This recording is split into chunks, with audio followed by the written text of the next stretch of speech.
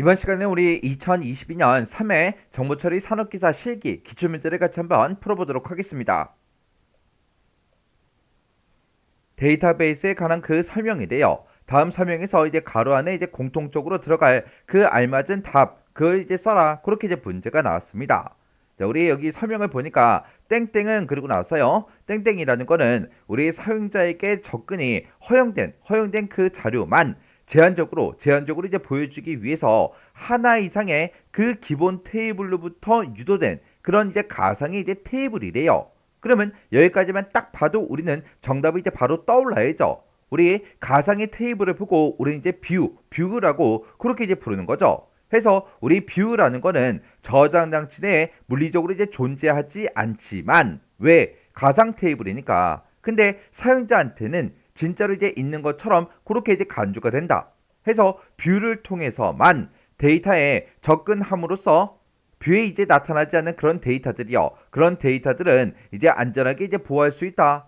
그런 이제 특징을 가지고 있는 게 우리 뷰라는 거죠. 해서 우리 정답을 적을 때 우리 뭐 영어로 써라 뭐로 써라 그런 말이 없기 때문에 우리가 정답을 이제 한글로 이렇게 이제 뷰라고 써도 되는 거고요. 아니면 영어로 지금처럼 뷰하고 이렇게 이제 둘 중에 하나라도 쓰면 우리 정답으로 이제 인정이 됩니다. 이렇게 이제 우리 데이터베이스 이제 관련된 그런 용어에 대해서 이제 시험 문제가 나왔는데 이런 이제 데이터베이스 관련 용어가 우리 실제로도 이제 시험 문제로 자주 이제 출제가 돼요. 그래서 이 데이터베이스 관련 용어들은 여러분들이 정확하게 숙지하고 계셔야 됩니다. 자, 그럼 이제 우리 데이터베이스 관련 용어 좀 정리 좀 하고 지나가자고요.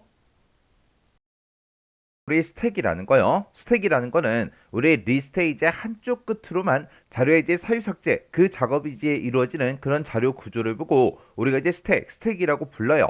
해서 스택이라는 게 지금처럼 이렇게 이제 생겼습니다. 지금처럼 이렇게 이제 생긴 곳에다가 우리가 이제 데이터를 이제 삽입도 하고 삭제도 하는데 얘는 이제 사유 삭제하는 곳이 한쪽이에요. 한쪽에서 전부 다 이제 사유 삭제가 이루어지더라. 그때 우리가 이제 뭔가 이제 스택이라는 그 구조에다가 데이터를 집어넣을 때는 우리가 푸시라는 그 명령을 이제 이용하는 거고, 그리고 내가 스택에 들어있는 그 데이터를 이제 삭제하겠다, 빼겠다. 그랬을 때는 우리가 이제 팝이라는 이 명령을 이제 이용합니다. 해서 푸시하고 팝하고 이 두 가지를 이용해서 우리가 이제 데이터를 삽입하고 삭제를 하더라. 그때 우리가 이제 데이터를 삽입하고 삭제할 때 그때 이 스택이라는 그 공간 중에서 스택의 이제 가장 밑바닥을 보고 우리가 이제 우리 버텀이라고 그렇게 이제 부르는 거고요. 그리고 스택에 이제 우리가 데이터를 이제 집어넣고 하다 보면은 가장 마지막으로 삽입한 그 자료가 있을 거 아니에요. 그 자료가 지금 여기서는 A가 들어가고 B가 들어가고 C가 들어갔으니까 C라는 데이터가 이제 가장 마지막에 이제 삽입이 됐겠죠. 그 위치, 그 데이터의 그 위치를 가리키는 그 포인터가 우리 탑이라는 겁니다. 그래서 버텀이라는 건 이제 스택의 가장 밑바닥이다. 밑바닥을 보고 얘기하고 탑은 가장 위쪽에 가장 마지막 그 자료가 삽입된 그 위치가 우리 탑이더라. 그렇게 이제 기억하시면 됩니다. 만약에 스택이라는 이 기억 장소, 이 자료 구조도 크기가 이제 한정돼 있을 거 아니에요. 만약에 크기가 딱 5개짜리예요. 5개짜리라 이곳에 이제 데이터가 꽉 찼습니다. 꽉 찼는데 또 뭔가를 내가 이제 집어넣으려고 하면 그때는 이제 오류가 발생한다고요. 그리고 우리가 이제 삭제를 할 때 이곳에 들어있는 데이터를 싹 다 이제 삭제를 했어요. 지금 여기서 이제 C도 삭제하고 B도 삭제하고 A도 삭제를 했어요. 아무것도 이제 없습니다. 없는데 그때 또 내가 삭제하겠다. 그렇게 이제 팝을 하게 되면 그때는 이제 언더플로우가 이제 발생한다고요.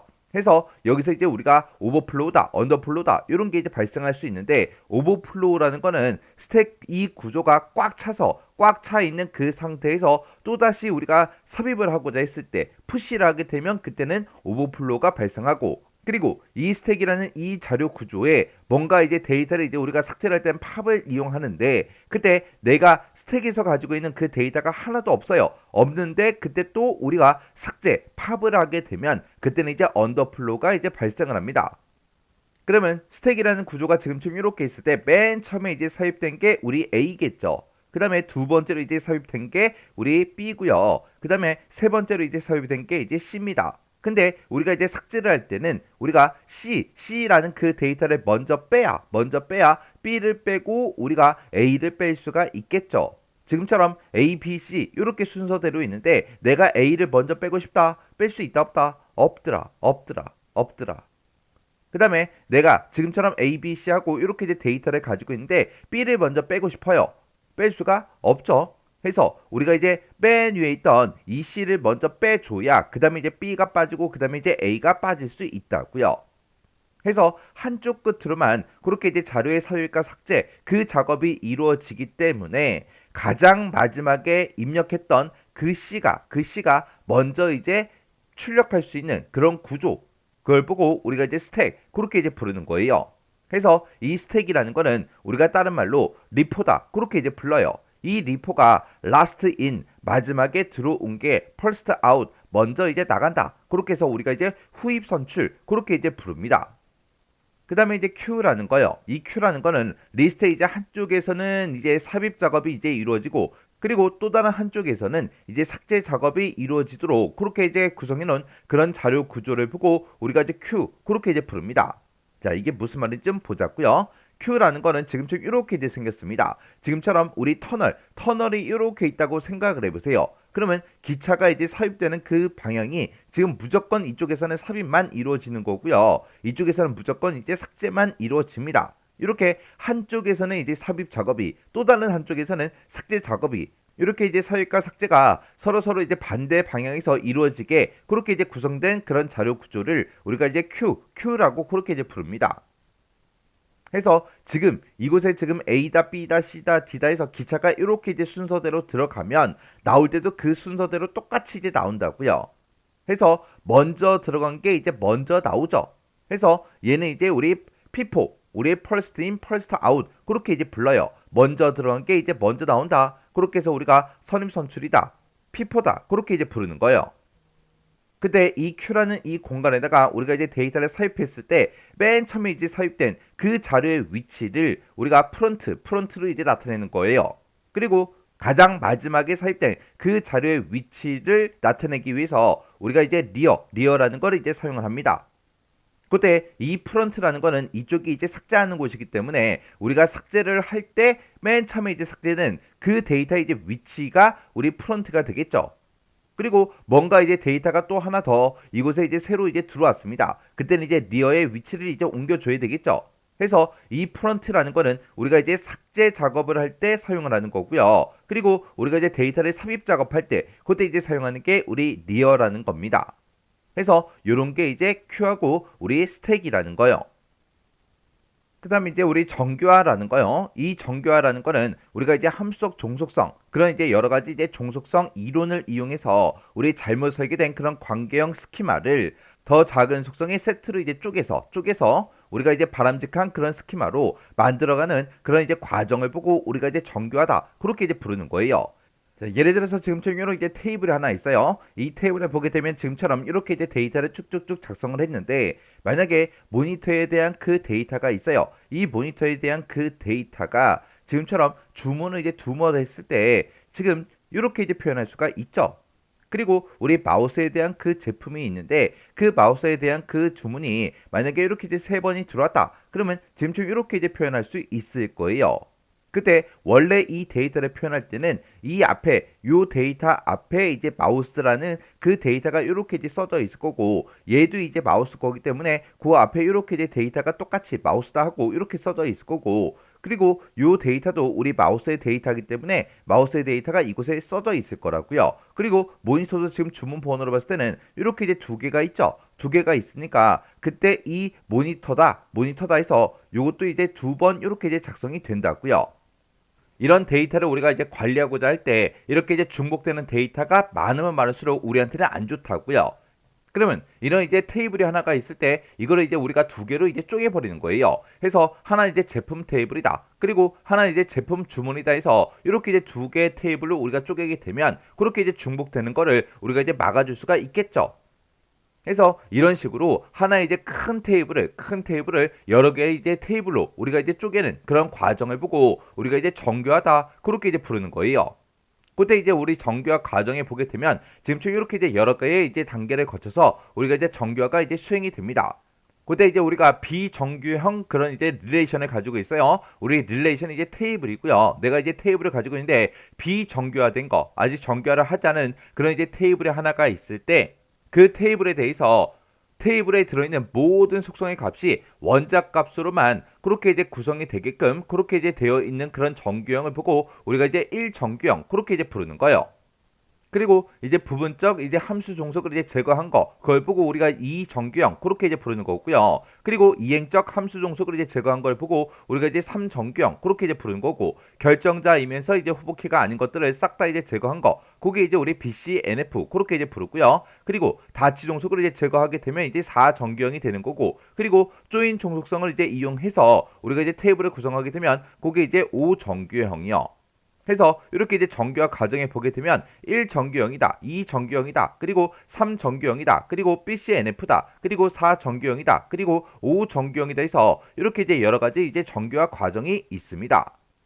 그래서 우리 정규화가 뭔지 정확하게 기억하셔야 되고요. 그리고 정규화 과정에는 어떤 것들이 있는지, 그리고 뭐를 했을 때 이제 어떤 정규형이 되는지, 그건 이제 여러분들이 정확하게 기억을 하셔야 돼요. 그래서 요걸 이제 기억하실 때 첫 번째 글자만 좀 따서 우리 이제 기억 좀 하시면 될 것 같아요. 그래서 여기 첫 번째 글자를 쭉쭉쭉 이제 보게 되면 우리 도부라고 써져 있어요. 도부를 우리 두부로 이제 기억 좀 하세요. 두부, 이결, 다조 그렇게요. 만약에 두부 가게에서 두부를 이제 빡 이제 팔려고 오늘 이제 하루 종일 팔려고 두부를 이제 빡 만들고 있는데 어떤 손님이 오더니 이걸 다 달래요. 해서 다시 한 번 더 이제 물어보는 겁니다. 두부 이걸 다 줘? 그렇게요. 두부 이걸 다 줘? 두부 이걸 다 줘? 그렇게 해서 요 정규화 과정 좀 이제 기억 좀 하세요. 그 다음에 이제 우리 반정규화라는 거요. 반정규화라는 거는 정규화를 이제 반한다. 그런 뜻이요. 얘는 시스템이 이제 성능 향상이 됐든 이제 개발이나 운영, 편의성을 위해서, 편의성 이런 것들을 위해서 정규화된 그런 데이터 모델 있죠? 그런 것들을 우리가 통합하고 중복하고 분리하는 그런 과정을 보고 우리가 이제 반정규화 그렇게 이제 부르는 거고 이 반정규화라는 거는 의도적으로 사용자가 이제 의도적으로 정규화 원칙을 이제 위배하는 그런 이제 행위를 보고 우리가 반정규화 그렇게 이제 부르는 겁니다. 우리 정규화라는 게 하나의 이제 큰 테이블이 있을 때 그걸 이제 쪼개는 걸 보고 우리가 정규화라고 했어요. 그렇게 이제 정규화를 너무 많이 이제 수행하다 보면은 여기 이제 A라는 테이블이 있고 여기 이제 B라는 두 개의 테이블이 있을 때 이 두 개의 테이블을 합쳐서 사용자들이 엄청 많이 이제 이용을 하고 활용을 많이 해요. 근데 이런 테이블을 우리가 쪼개놓는 것보다는 오히려 합쳐놓는 게 더 좋겠죠. 그래서 그런 테이블을 우리가 이제 의도적으로 정규화 원칙을 위배해서 이 두 개의 테이블을 우리가 이제 통합해서 같이 이제 사용하는 거 그런 걸 보고 우리가 이제 반정규화 그렇게 이제 부르는 겁니다. 그 다음에 이제 이상이라는 거요. 이상이라는 거는 우리가 이제 정규화를 이제 거치지 않으면 데이터베이스에 들어있는 그런 데이터들이 불필요하게 이제 중복돼서 릴레이션을 이제 우리가 조작을 했을 때 그때 이제 예기치 못한 그런 이제 곤란한 상황이 발생합니다. 그런 걸 보고 우리가 이제 이상이라고 그렇게 이제 불러요. 이런 이제 이상 현상에 보게 되면 섭외 이상이다, 삭제 이상이다, 갱신 이상이다 이런 것들이 있어요. 그래서 우리 삽입 이상이라는 거는 말 그대로 테이블에다가 우리가 이제 데이터를 삽입할 때 사용자의 이제 의도하는 관계없이 원치 않는 그런 이제 값들로 인해서 삽입할 수 없게 되는 그런 현상을 보고 우리가 삽입 이상 그렇게 이제 부르는 거고요. 그 다음에 이제 삭제 이상이다라고 하게 되면 얘는 이제 테이블에서 내가 어떤 특정 이제 튜플을 이제 삭제할 거예요. 내가 그 튜플을 이제 삭제하려고 했을 때 그때 의도하는 상관없는 그런 값들도 같이 이제 함께 삭제되는 그런 이제 현상을 보고 우리가 이제 삭제 이상이다 그렇게 이제 부르는 거예요.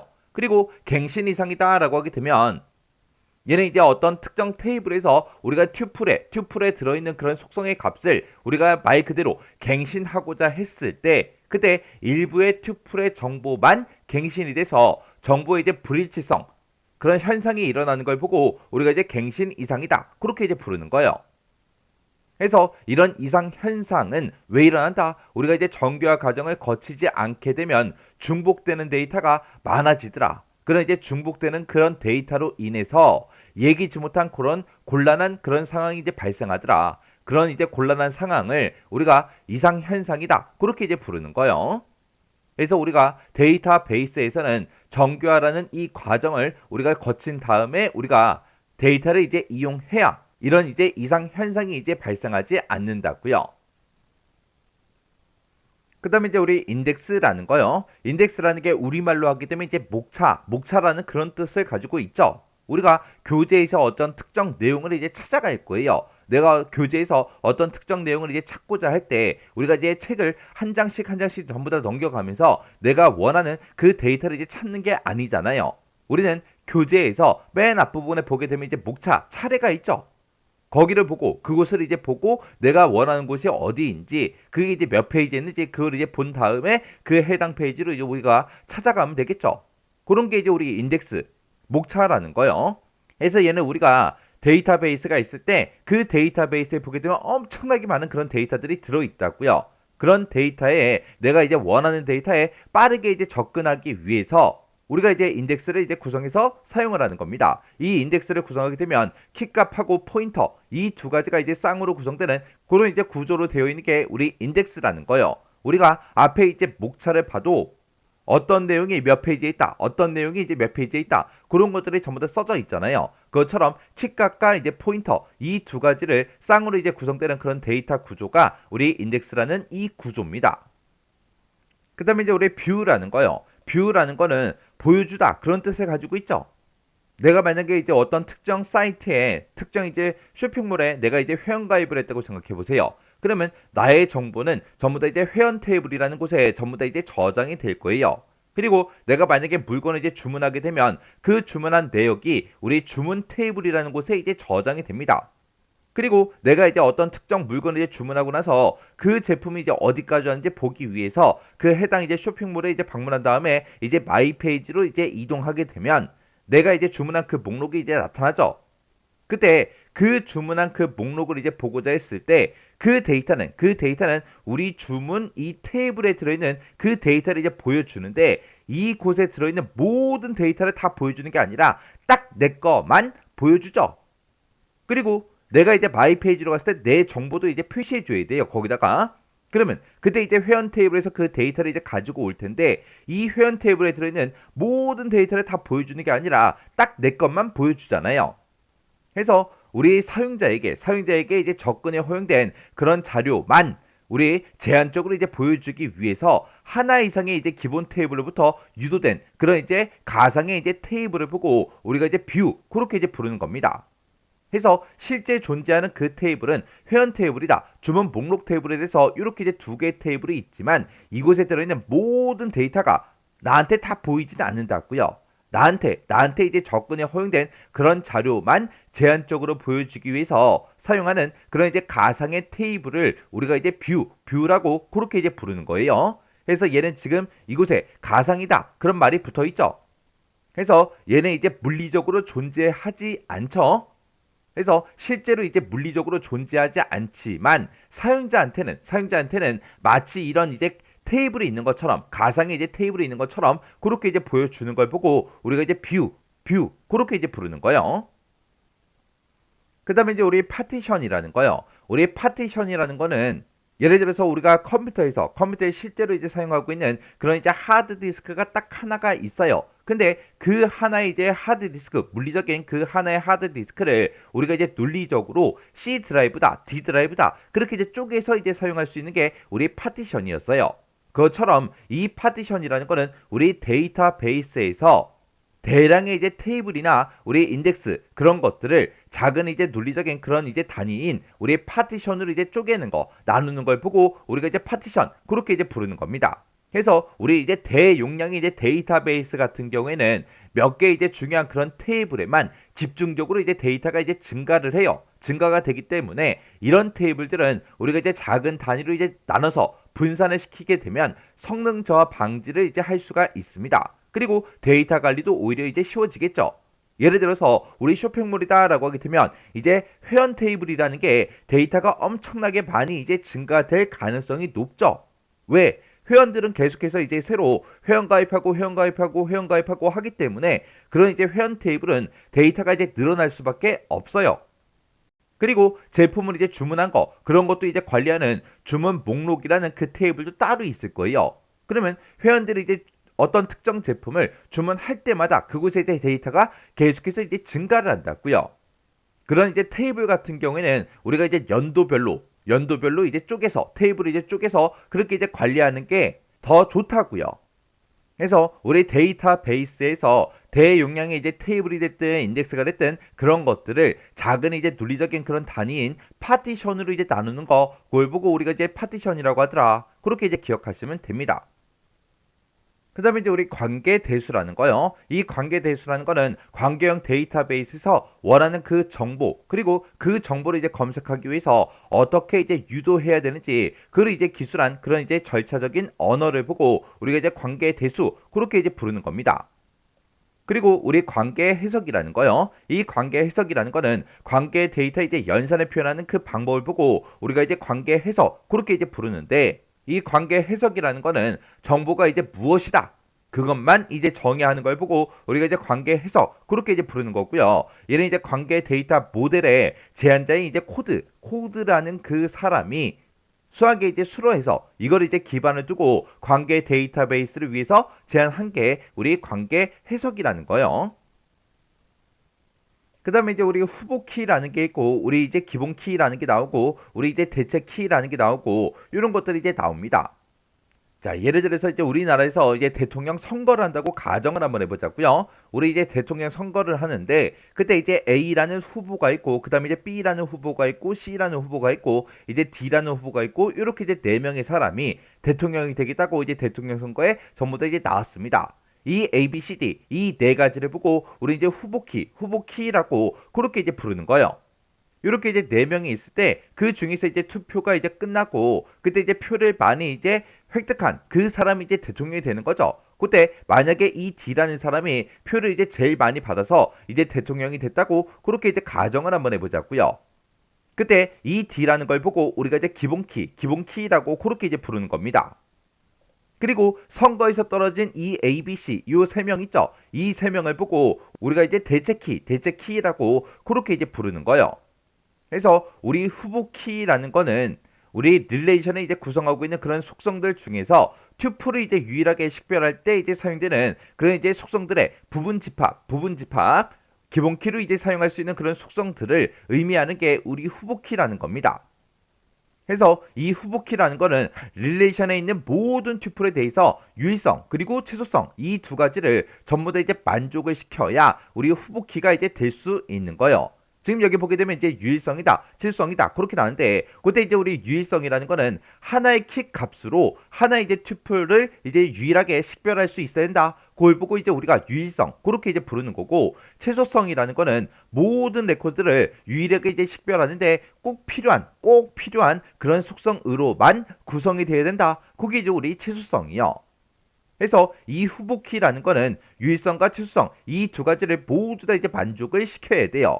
그리고 이 후보키 중에서 특별하게 이제 선정된 그런 이제 주키가 있죠. 그 주키를 보고 우리가 이제 기본키 그렇게 이제 부르는 겁니다. 그래서 우리 후보키들 중에서 특별히 이제 선정된 그 주키를 우리가 이제 기본키 그렇게 이제 부르는 거고, 이 기본키는 중복된 그런 값을 가질 수가 없어요. 그리고 우리 대체 키라는 거는 우리 후보가 4명이 있을 때 그때 한 명이 이제 당선이 되게 되면 그게 이제 기본 키가 되고, 나머지 이제 떨어진 사람들 그 3명을 보고 우리 이제 대체 키 그렇게 이제 부른다 그랬죠. 얘는 이제 후보 키가 2 이상일 때 기본 키를 제외한 나머지 이제 후보 키를 보고 우리가 이제 대체 키다 그렇게 이제 부르고, 이 대체 키를 우리가 다른 말로 보조 키 그렇게 이제 부르기도 합니다. 그러면 우리가 이런 키들이 있을 때 후보 키가 있으면 그 후보 키에서 특별하게 이제 선정된 그 주키가 기본 키라 그랬고, 그리고 후보 키들 중에서 그 기본 키를 빼고 나머지 키들을 우리가 이제 대체 키라고 한다 그랬죠. 해서 이 기본 키와 대체 키는 후보 키에서 이제 만들어지는 거예요. 근데 이 후보 키가 유일성과 최소성 이 두 가지를 이제 만족을 시켜야 된다 그랬죠. 그러면 이 기본 키도 대체 키도 전부 다 이제 후보 키로부터 나온 거기 때문에 이 기본 키 대체 키도 전부 다 이제 유일성, 최소성 이 두 가지를 전부 다 이제 만족을 한다고요. 그래서 우리 이제 사람으로 따져봤을 때 사람하고 사람을 서로 유일하게 식별할 수 있는 게 뭐 있어요? 유일하게 식별할 수 있는 거. 친구하고 친구를 친구들끼리 서로 이제 구분할 때는 우리가 이제 이름을 쓰지만 이름은 여기서 이제 기본 키가 될 수가 없습니다. 왜? 기본 키라는 거는 중복된 값을 가질 수가 없다 그랬죠. 근데 예를 들어서 내 친구 중에 이제 홍길동이라는 친구가 있어요. 근데 그 친구, 그 이름은, 그 홍길동이라는 그 이름은 전국에 그 사람 한 명밖에 없어요? 아니죠. 중복되는 사람들이 있을 수가 있죠. 해서 그런 이름은 우리 기본키로 될 수가 없다고요. 해서 사람들끼리 사람하고 사람 사이에 서로 이제 유일하게 식별할 수 있는 게 우리의 주민등록 번호가 이제 가장 대표적인 거죠. 그리고 학교에 가면은 이제 학번이라는 게 생기는데 그 학번도 이제 하나의 기본키가 될 수가 있습니다. 학번이 똑같은 사람은 아무도 없잖아요. 그리고 회사에 들어갔다. 그러면 사원 번호가 있을 거 아니에요. 그런 사원 번호도 우리 중복되는 게 없다고요. 해서 이런 게 전부 다 이제 기본키가 될 수 있는 거고, 그리고 우리 또 사람을 따졌을 때 우리 사람하고 지문이 똑같은 사람이 아무도 없다 그러죠. 그런 이제 지문도 이제 하나의 우리 기본키가 될 수 있는 거예요. 그리고 우리 사람들마다 전부 다 이제 다른 게 우리 DNA도 있죠. 그런 이제 DNA도 하나의 이제 기본키가 될 수가 있습니다. 이렇게 이제 기본키가 될 수 있는 이런 여러 가지 속성들을 이제 모아놓은 거, 그걸 보고 우리가 이제 후보키, 그렇게 이제 부르는 거예요. 그리고 이 중에서 가장 흔히 이제 우리가 일반적으로 이제 많이 사용하는 게 주민등록번호를 가지고 우리가 서로 구분하잖아요. 해서 이 주민번호가 이제 기본키가 되는 거고 나머지 이런 내용들이 전부 다 이제 대체키가 되는 겁니다. 그러면 이 주민번호를 이제 기본키로 이제 우리가 만들어서 이제 쓰면 되는데 이런 주민번호는 중복된 값은 당연히 이제 가질 수가 없는 거고 그리고 우리 널값이 이제 될 수가 있다 없다 없더라. 널값이 오면은 절대로 안 되는 게 우리 기본키라는 거예요. 여기서 이제 널값이라는 거는 비어있는 그 값을 보고 얘기해요. 만약에 어떤 특정 한 사람이 있는데 이 사람이 이제 주민번호가 없어요. 그럴 수가 없죠. 해서 이 기본키는 중복된 값도 가질 수가 없고 널값도 이제 가질 수가 없습니다. 그래서 우리 후보키다, 기본키다, 대체키다 이런 것들은 싹 다 이제 유일성과 치수성 이 두 가지를 모두 다 이제 만족을 시켜야 돼요. 그 다음에 이제 우리 키에 보게 되면 이제 슈퍼키라는 것도 있고요. 우리 외래키라는 것도 있고 이런 것들이 있습니다. 그래서 이 슈퍼키라는 거는 한 릴레이션 내에 들어있는 그런 속성들의 이제 집합으로 구성된 그런 키를 우리가 이제 슈퍼키 그렇게 이제 부르는 거고 얘는 이제 릴레이션을 구성하는 모든 튜플에 대해서는 유일성은 전부 다 이제 만족을 시키지만 최소성은 이제 만족을 시키지 못하는 그런 이제 특징을 가지고 있는 게 우리 슈퍼키라는 거예요. 해서 우리 이름이라는 그 속성에 있을 때 그 이름은 이제 중복되는 값이 있기 때문에 우리 기본키가 될 수 없다 그랬죠. 해서 그 이름 속성만 가지고는 우리가 기본키로 쓸 수가 없지만 그 이름하고 우리가 이제 학번을 같이 이제 붙여버리는 거예요. 해서 학번하고 이름 그 두 가지가 있으면 우리가 해당 레코드를 유일하게 이제 식별할 수 있겠죠. 그렇게 이제 여러 개의 이제 속성을 이제 묶어서 우리가 유일하게 데이터를 이제 식별할 때 사용하는 그런 이제 키를 보고 우리가 이제 슈퍼키 그렇게 이제 부르는 거예요. 그래서 그렇게 이제 두 가지 이제 속성을 이제 우리가 묶었을 때 그때 이제 유일성은 만족하죠. 근데 그때 이제 치수성은 이제 만족하지 못한다고요. 그 다음에 이제 우리 외래키요. 외래키라는 건 뭘 얘기하냐? 자, 지금처럼 이렇게 이제 두 개의 테이블이 있어요. 그때 이 제품 테이블에서는 이 제품 번호가 이제 기본키로 이제 사용이 되고 있습니다. 이렇게 이제 기본키로 사용이 되고 있고, 그리고 우리 제품 주문이라는 그 테이블에서는 이 주문 번호가 우리 기본키로 이제 사용이 되고 있어요. 근데 이 제품 주문이라는 그 테이블이 이 제품이라는 그 테이블을 이제 참조를 할 거예요. 그때 우리 제품 테이블에서는 이제 기본키가 이제 제품 번호이기 때문에 이 제품 번호라는 그 필드를 가지고 서로 이제 연결을 시켜줘야 우리 제품 번호 1001인 그 데이터가 어떤 이제 제품인지 우리가 여기서 이제 보고 찾을 수가 있겠죠. 그때 얘는 이 제품 테이블에서 얘는 이제 기본키가 되지만 그때 이 제품 주문이라는 그 테이블의 이 제품 번호는 이제 우리가 외래키라고 그렇게 이제 부르는 거예요. 해서 이 외래키라는 거는 다른 테이블에 들어있는 이 기본키를 참조하는 그 속성을 보고 우리가 이제 외래키 그렇게 이제 부르는 겁니다. 해서 우리 이제 외래키라는 거는 다른 릴레이션, 다른 테이블의 기본키를 참조하는 그런 이제 속성이 됐든 속성의 집합 그걸 보고 우리가 이제 외래키 그렇게 이제 부르는 거예요. 그 다음에 이제 우리 개체 무결성이요. 개체 무결성이라는 거는 기본 테이블의 이제 기본키를 구성하는 그 어떤 속성도 우리 널 값이나 중복된 값을 가질 수 없다. 그런 규정을 보고 우리가 이제 개체 무결성 그렇게 이제 부르는 거예요.